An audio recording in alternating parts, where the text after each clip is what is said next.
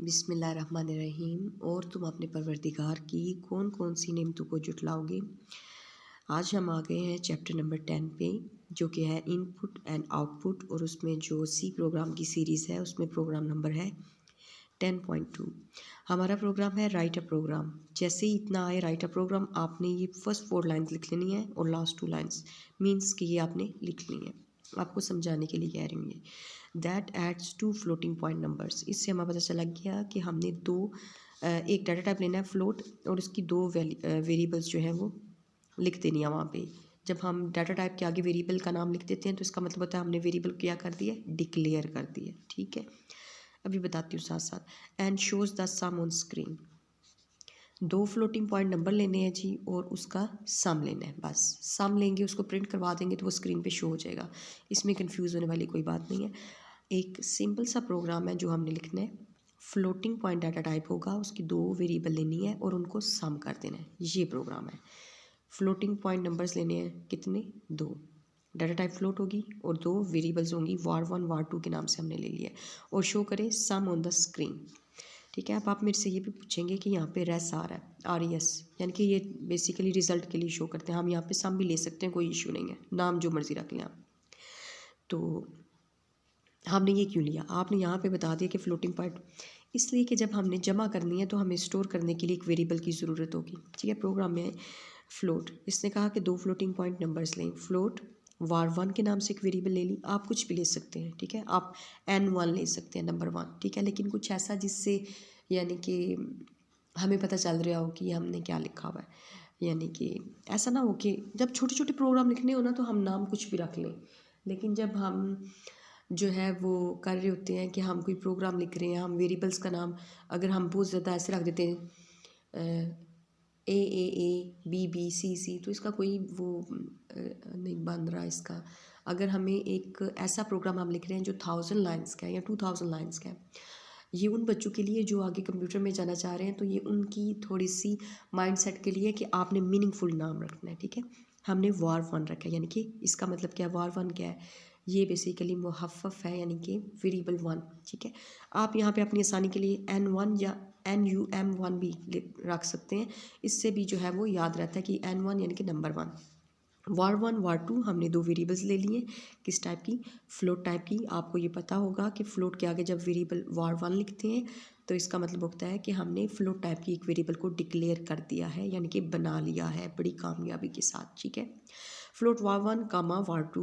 ठीक है, हम ऐसे भी कर सकते थे, फ्लोट var1 लिखते फिर सेमीकॉलन लगाते, फिर नीचे लिखते फ्लोट var2, फिर सेमीकॉलन लगाते, फिर लिखते फ्लोट रेस सेमीकॉलन। हमने कहा कि हम इतनी मेहनत नहीं करते, हम एक ही लाइन में लिख लेते हैं, काम जो हमारा चल जाता है। फ्लोट var1 कामा var2 कामा रेस, यानी कि रिजल्ट। हम सम भी लिख सकते थे लेकिन हमने रेस लिखा। ठीक है, अब हमने 3 वेरिएबल्स ले लिए। क्लियर स्क्रीन का मैंने आपको बता चुकी हूँ मैं कि इसको स्क्रीन को क्लियर करने के लिए, ताकि ये जब चले तो सिर्फ हमारे प्रोग्राम की आउटपुट हो, कुछ और ना, पहले वाले प्रोग्राम की आउटपुट ना आए। क्लियर स्क्रीन हमने सबसे पहले कर लिया। जैसे कोई मेहमान आने वाला होता है, फटाफट कमरे की सफाई, घर की सफाई, हर चीज़। वैसे ही जैसे ये प्रोग्राम चलने वाला है, हम चाहते हैं जब हमारी विंडो चले, आउटपुट विंडो जिसको कंसोल विंडो कहते हैं, सब कुछ क्लीन हो, सिर्फ हमारी आउटपुट आए। ठीक है, अच्छा जी, float var1 var2 res clear screen का फंक्शन लिख दिया। आप इसको इधर भी लिख सकते हैं, आप इस कर्ली ब्रैकेट डेलीमीटर भी इसको बोलते हैं, डेलीमीटर या जो हमारा कर्ली ब्रैकेट है इस कर्ली ब्रैकेट को डालने के बाद भी लिख सकते हैं, और फ्लोट को नीचे भी लिख सकते हैं, कोई फ़र्क नहीं पड़ता। लेकिन हम इसे यहीं पे पूरी सी की बुक में यहीं पे सेकंड लाइन पे वेरिएबल की डिक्लेरेशन के बाद लिखा हुआ है। आप इसे कर्ली ब्रैकेट से पहले भी लिख सकते हैं, कोई इशू नहीं है। अच्छा जी, var1 ये वेरिएबल, अब इसकी बारी आ गई है। var1 equal 24.27। अब जो var1 मैंने फ्लोट टाइप की ली थी, मेमोरी में var के नाम से थी, इसने जगह ले ली थी, ऑक्यूपाई कर ली थी, यानी कि ले ली थी। उस var1 के अंदर क्या स्टोर हो गया है, 24.27। ठीक हो गया बेटा। var2 के अंदर जो है वो क्या स्टोर हो गया, 41.50। जहन नशीन कर लें कि जब हम वेरिएबल जो पहले वेरिएबल डिक्लेयर होती है फिर इनिशियलाइज होती है। डिक्लेयर ऐलान करना, इनिशियलाइज करना, सारे अंजाम तक पहुंचाना। अच्छा, अब आपने घर ले लिया है, अब आपने प्लाट ले लिया है, अब उसको जो है आप पाया तकमील तक पहुंचाएं, यानी कि उसको बनाना शुरू कर दें। ठीक है, इसी तरह हमने फ्लोट var1 हमने वेरिएबल को क्या किया, इधर बना लिया, यानी कि क्या कर लिया, डिक्लेयर कर लिया। अब var 1 को मैंने जो है वो वैल्यू दे दी, यानी कि मैंने क्या कर दिया, इनिशियलाइज कर दिया उसको। अब var 1 के अंदर क्या स्टोर है, 24.27, ठीक है, इतना क्लियर हो गया, गुड। अब रेस, ये वाला जो तीसरा है, इसने हमें क्या इसकी डिमांड थी, इसकी डिमांड थी 2 वेरिएबल आपने लेने हैं फ्लोट टाइप और उनको जमा करना है। जमा करने के लिए हम एक वेरिएबल तो बेटे चाहिए ना जिसमें हमने स्टोर करना है। देखिए var 1 प्लस var 2, ये यूनरी ऑपरेटर है, बहुत आसान चीज़ है। यूनरी का मतलब होता है एक, आप गूगल पे सर्च भी कर सकते हैं, ठीक है। ऑपरेटर का मतलब क्या होता है, एक, प्लस माइनस डिवाइड मल्टीप्लाई, ठीक। तो ये एक है, सिर्फ एक लिखा हुआ है तो ये क्या है, यूनरी। 2 ऑपरेटर होते तो कहते बाइनरी, ठीक है। var 1 प्लस var 2, हमने ये वेरिएबल प्लस और ये वेरिएबल, ठीक है। var 1 में क्या था 24.27 और var 2 में क्या है 41.50, ये दोनों प्लस हो गए। प्लस होके ये कहाँ पे सेव होंगे, ये दोनों प्लस होके रेस के अंदर आ जाएंगे। हमेशा याद रखना, रेस के अंदर स्टोर करवाना चाहते हैं, इक्वल लिखेंगे, वेरिएबल दोनों को प्लस करेंगे तो रिजल्ट कहाँ पे महफूज होगा, रेस के अंदर। इधर तक करके गेट सी एच करके अगर मैं प्रोग्राम क्लोज कर दूं तो प्रिंट नहीं होगा, क्यों, क्योंकि मैंने ये प्रिंट एफ लाइन नहीं लिखी। ये सारा प्रोसेस जो है ना पीछे हो रहा है।